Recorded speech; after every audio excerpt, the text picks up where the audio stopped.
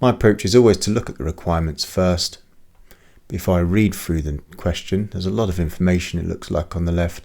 The reason I do that is I'm trying to find my destination. I'm trying to find, by reading through the requirement, I know where I'm going, I know where I'm heading, and then when I read through this, the context makes more sense. Firstly, explain the principles of relevant costing and why Gate should use relevant costing for their job for homes. So I now know it's a relevant costing question. We need to explain the principles, so that's definitely going to need proper sentences. We're talking about principles of relevant costing and why they would use them. That prior part was for 5 marks. For 8 marks, this is a calculation. Prepare a statement showing the project's relevant costs.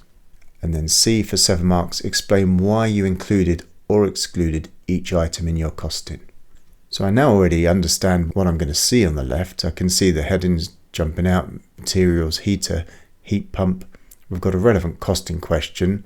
I'm going to have to go through all of this information and work out what's a relevant cost and what's not a relevant cost. And in C, I'm going to have to explain why I have included or excluded. Don't forget the excluded.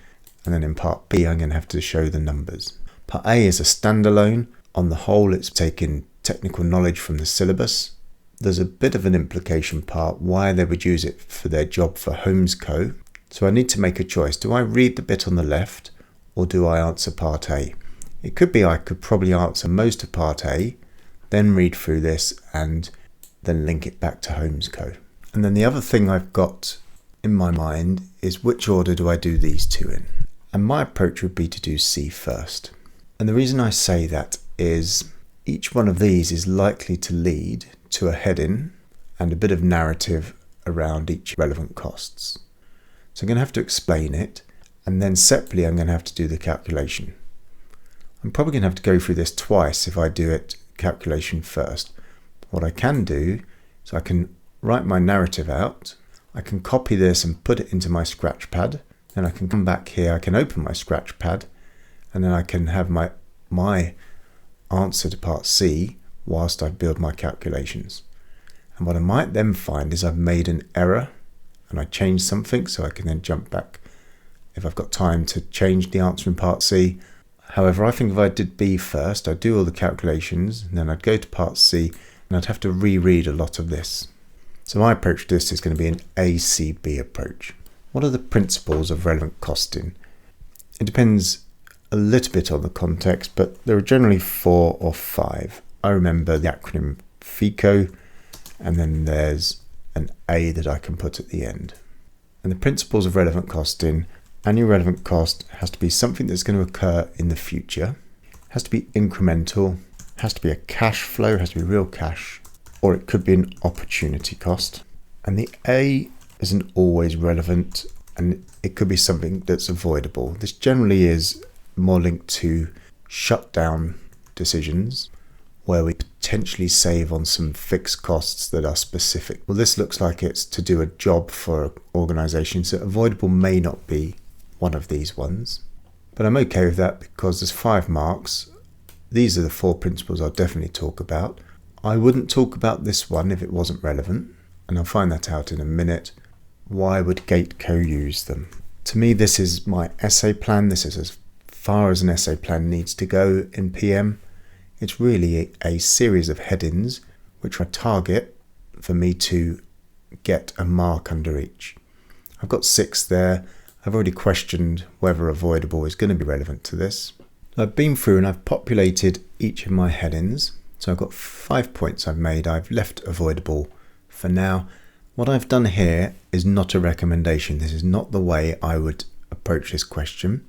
I often talk to my students about a 2-sentence approach. And a 2-sentence approach to me is a way to score a mark. I've got my headings, and under each of those I've done 1 sentence. Each of those sentences are factual pieces of information from the syllabus. The marker may not score or give me any marks for those, or they might give me 1 or possibly 2 for them collectively, but I haven't really added value. None of these adds value, and what I've done is just recycled information from the syllabus, from the technical knowledge if you like, and given it back to the marker. That hasn't helped them. What I now need to do is add value to each of these.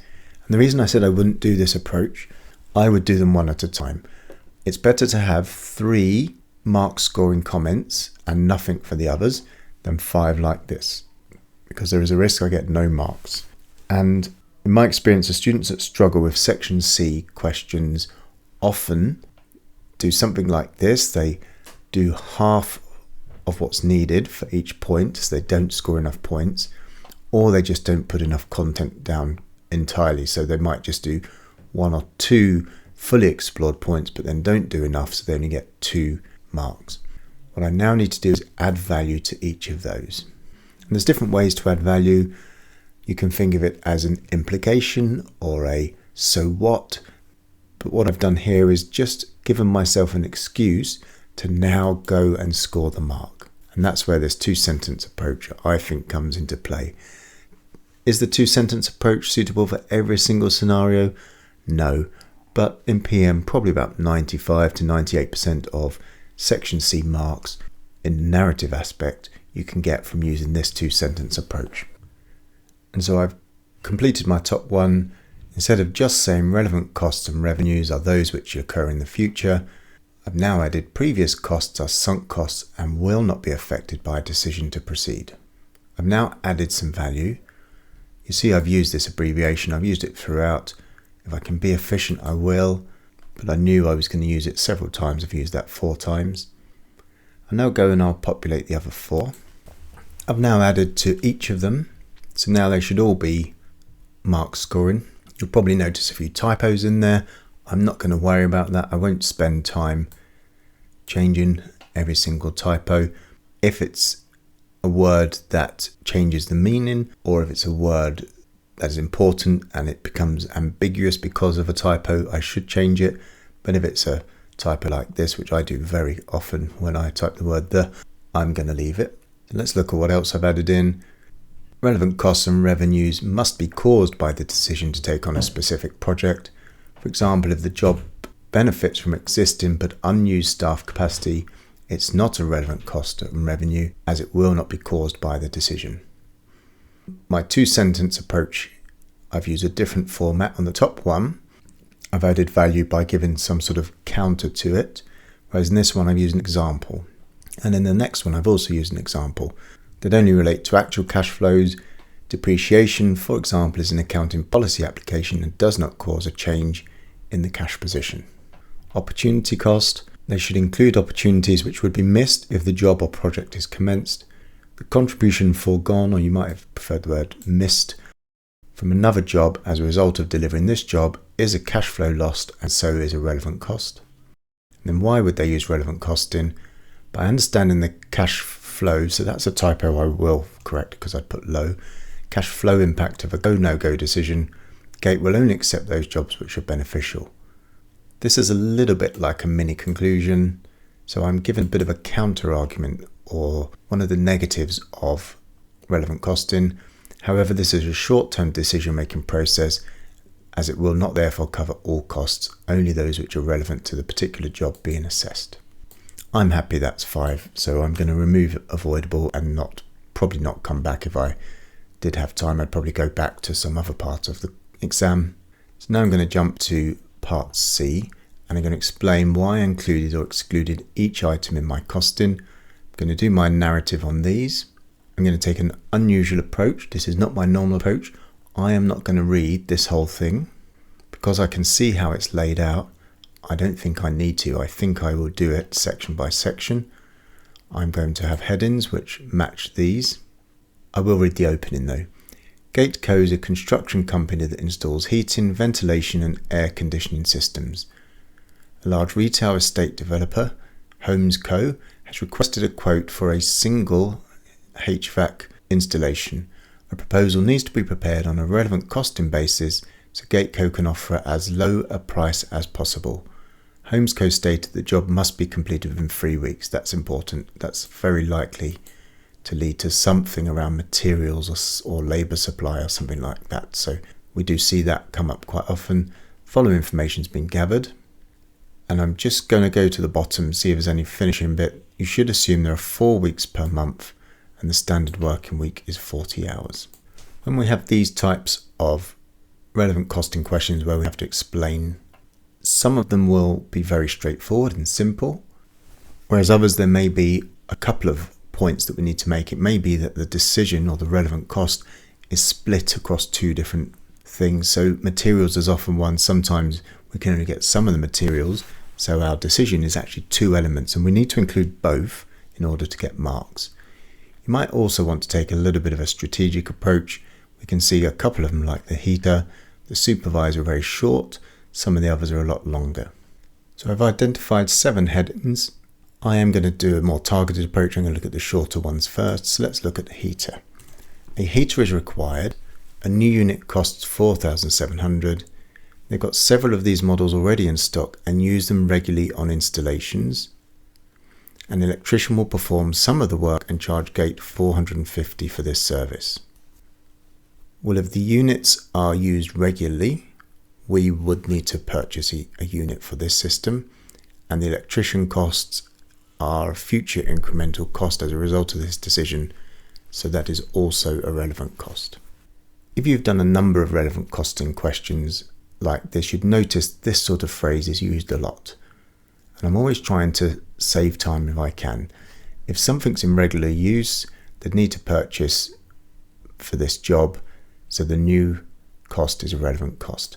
I've written that out in sort of a generic way, so I can copy and paste that in any of these others where that's relevant, save myself some time. I don't particularly care if it's a bit repetitive. As long as it's correct and makes sense, I'll use it again. And I notice people don't always use subheadings. And what they do, if they don't use a subheading, then they'd have to put heaters here. Then they're having to change more. So the subheading actually saves me time when I want to reuse parts of my work. So that's the heater. Let's look at supervisor next. The supervisor is paid $55 a year. She estimates the managing the homes co will take 25 hours this month, and she has sufficient capacity for this work. So as she's already paid a salary and is not going to have to do any overtime, that is not a relevant cost. So this is not a relevant cost as the salary is to be paid anyway. It's not incremental, it's not happening as a result of the decision to proceed, and she has spare capacity for this job, so overtime will not be needed.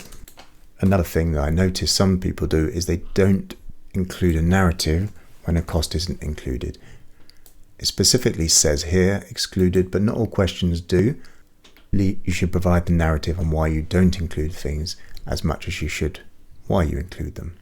Heat pump looks like my next one I'd like to look at. Gate Co has a heat pump in stock from a cancelled project that they plan to sell for $5.5. The unit originally cost $6.2 but would need modification of $925 to be compatible. A new heat pump will cost $8,500. The choice is they could buy a new one for $8,500, or they could use the existing one with the modification, or they could sell it. So the 3 options currently on the table for that heat pump. The choice that you would make would be the one that brings you the most cash. So that's the first part of our question. Which of those 3 options will bring the most cash?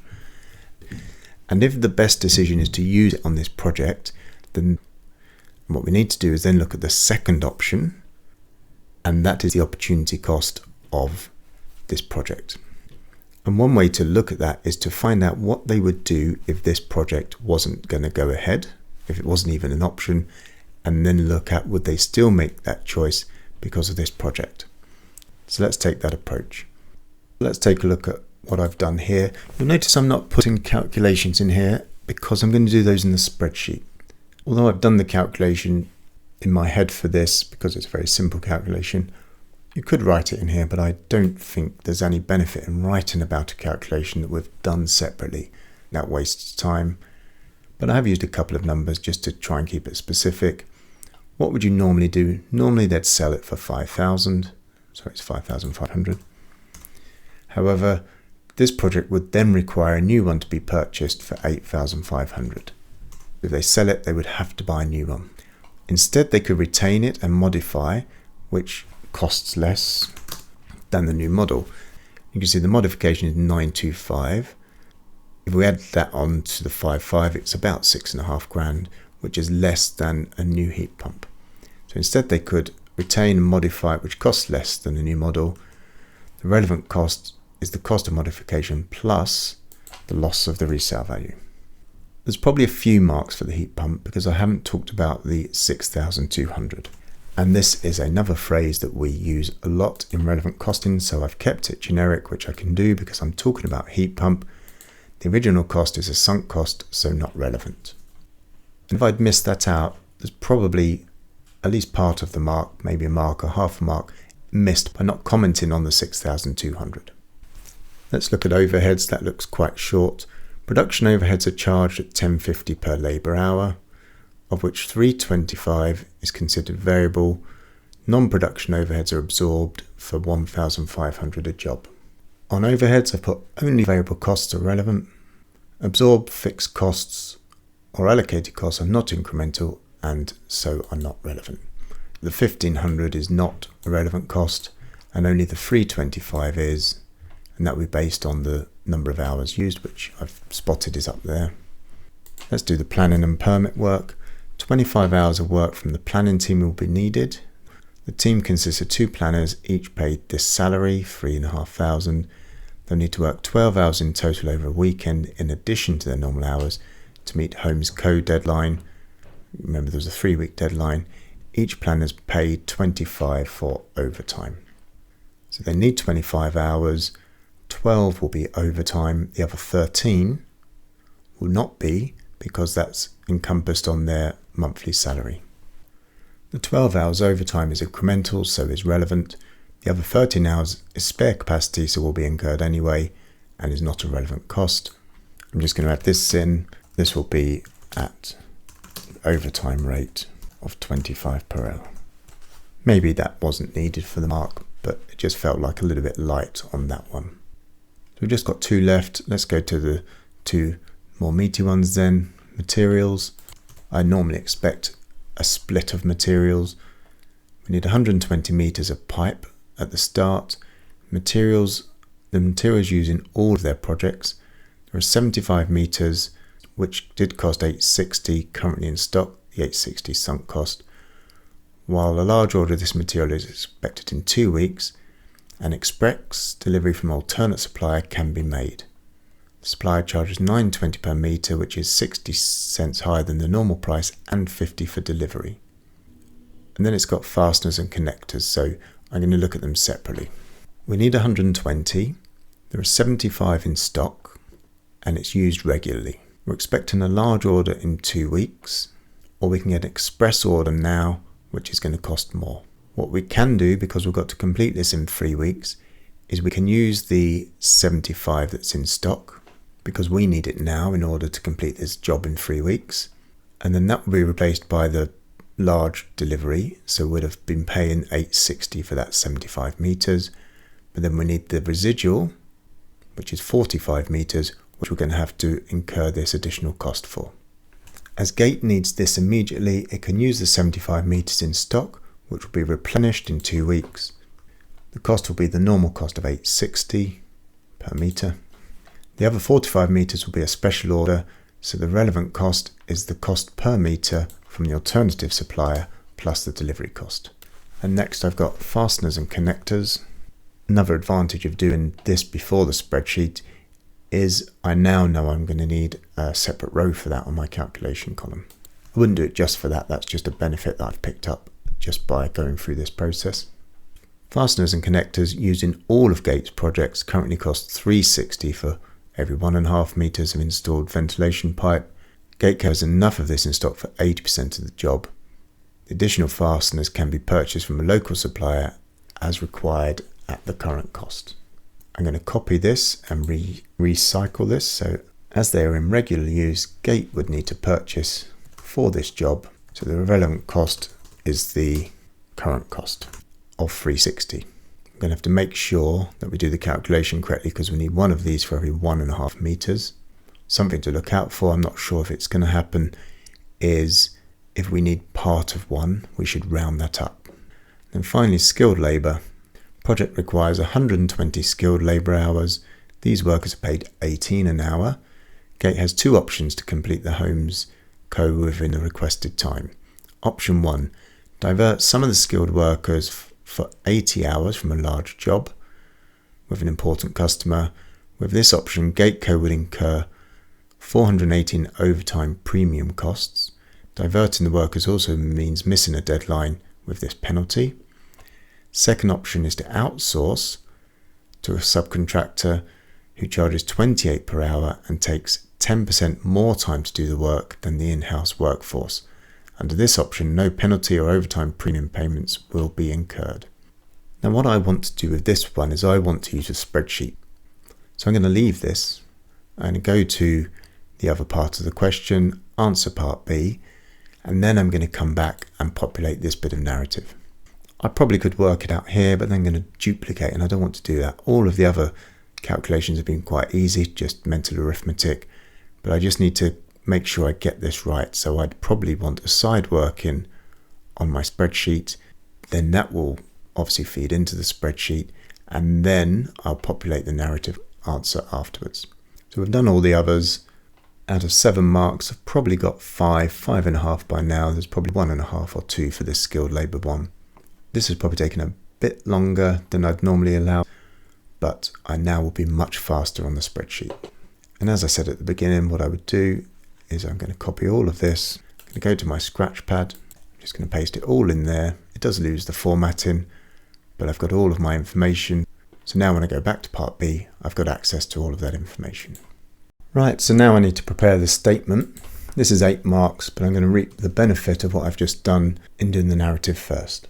And because I have done the narrative, I can set up a template. So I've set my template up here. I'm going to get my scratch pad back up. I'm going to use the functionality of the spreadsheet. It's going to be a total.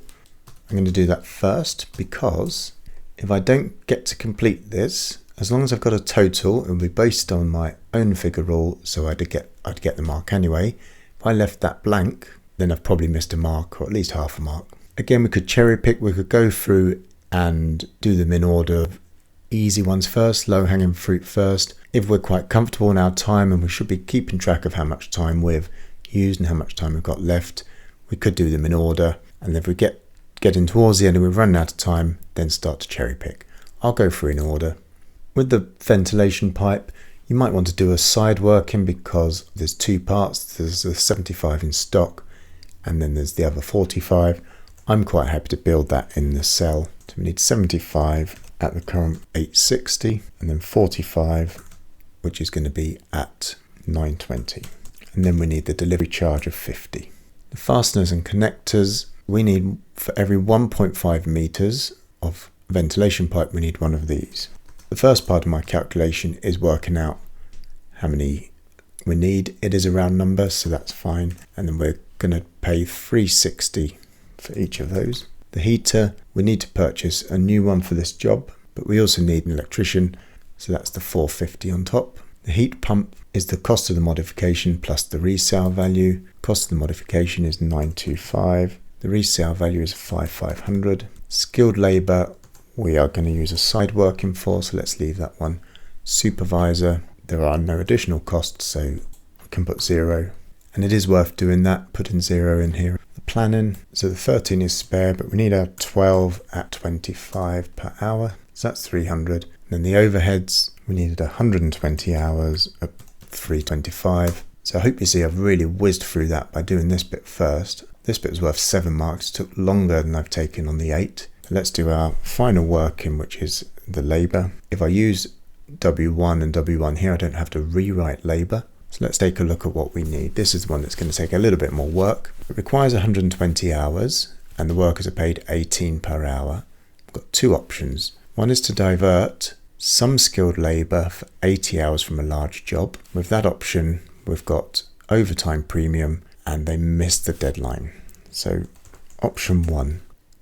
And it's important to note that the options are only for 80 of the hours. The 40 is going to come through this 18 per hour. So option 1 is how we deal with this 80. Option 2 is how we deal with that 80.